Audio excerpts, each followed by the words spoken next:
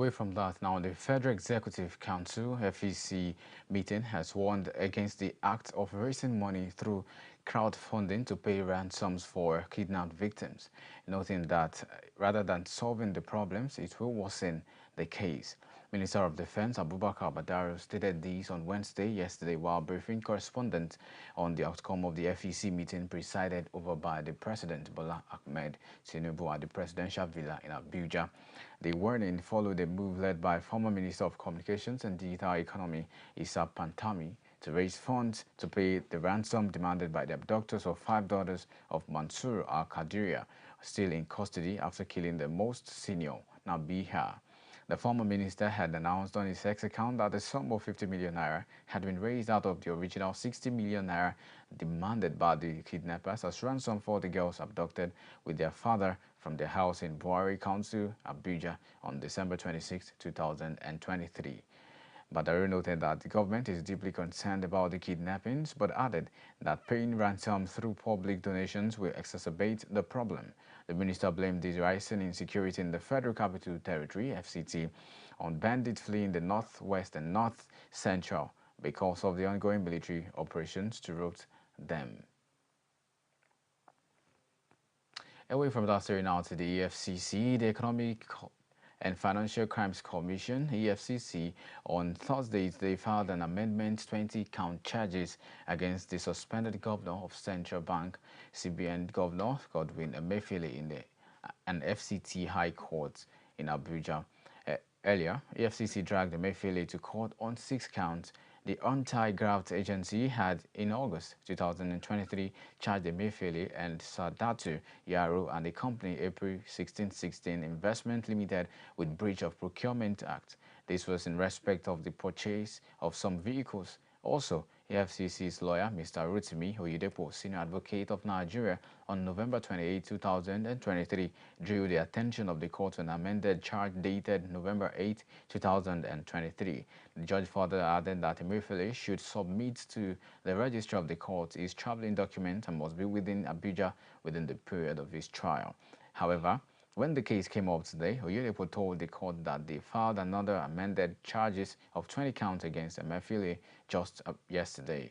The new charges include forgery, conferring of corrupt advantage, and a criminal breach of trust, among others. Responding, Defendant's counsel Matthew Bokar, the senior advocate of Nigeria, also told the court that it needs time to study the new charge sheet. Subsequently, Justice Muazu adjourned the case until Friday for arraignment. Also, counsel to Emefiele Bokar informed the court that the defendant filed a motion dated January 10 seeking variation of the bail condition to enable him travel within the country. He urged the court to vary the condition for his client. Prosecuting counsel Rotimi Oyedepo, meanwhile, did not object to the application, but rather urged the court to ensure that the defendant remains within the country while his trial lasts. He further asked that the defense team write an undertaking that the client will remain in the country. And in a ruling on the application, Justice Muazu granted the request and ordered that Emefiele should remain within Nigeria for the period of his trial. Away from that story as well, now the Chairman Senator on Privatization, Senator Orji Kalu, and his Abia Central Senatorial District Senator Austin Akobundu had commiserated with the government and the people of Oyo State over the Tuesday explosion in Ibadan, describing it as sad and devastating.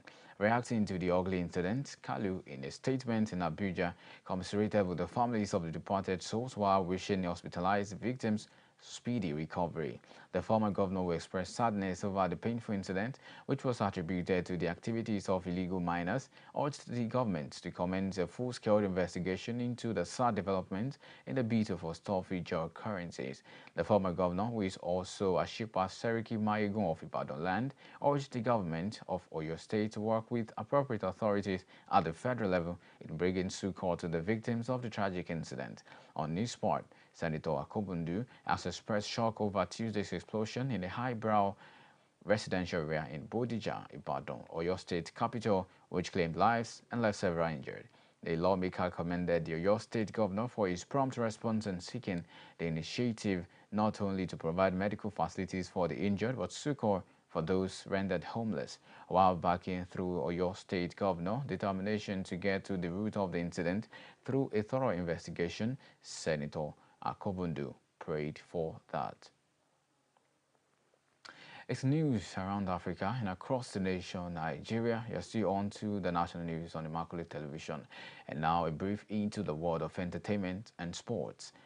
Nigerian megastar Davido has sold out the famous O2 Arena ahead of his landmark headline concert scheduled for January 2024. The news was revealed in a post on X by the O2, who announced that the multi-award-winning Afrobeat star has sold out the iconic arena. At the concert scheduled for January 28, 2024, Davido will be performing at the 20,000 O2 Arena in the headline show, which is one of the stops for his timeless tour. The tour kicked off in 2023 following the release of Davido's record-breaking fourth album, Timeless, and has had stops in different cities around the world. Davido's upcoming O2 Arena concert will mark another triumphant return to the iconic hall after becoming the fourth Nigerian solo artist to sell out the O2 Arena in 2019. In 2022, Davido also performed at the O2 as one of the stops for his We Rise by Lifting Others tour. After his January 28 headline show, Davido's focus is expected to turn to the 2024 Grammy Awards, where he is nominated for Best African Song Performance for Unavailable, Best Song Global Performance for Feel, and Best Global Album for Timeless. And in sports, ex-international Ike Shoromu says the increase in away wins in 2023 to 2024 Nigerian Premier Football League and PFL will boost the growth of the upper division of the country's league. Shoromu, the first-choice goalkeeper of the Super Eagles in the 1990s, said this in his interview with the news agency of Nigeria NAN on Thursday today in Lagos. He attributed the growth being experienced in the league to the dedication of the league management company, LMC, in partnership with the GTI Assessment Company, sponsors of the league. He predicted that the NPFL would soon become a hub for international scouts to compete talented players. NAN reports that the 2023 to 2024 football season started on September 30, 2023. And before we bring the news to a halt today, remember that you can now stream our live programs on diverse and multiple digital platforms. For iPhone users, Slimex World TV app is where to find us. For Android users, NetNiger TV app is where we are. Once and again, thank you for joining. My name is Anulu Akbo Idu, and on behalf of the entire news production crew, as well as the executive producer of this newscast, Busola Ademilu, we say thank you for watching. Do enjoy the rest of your day.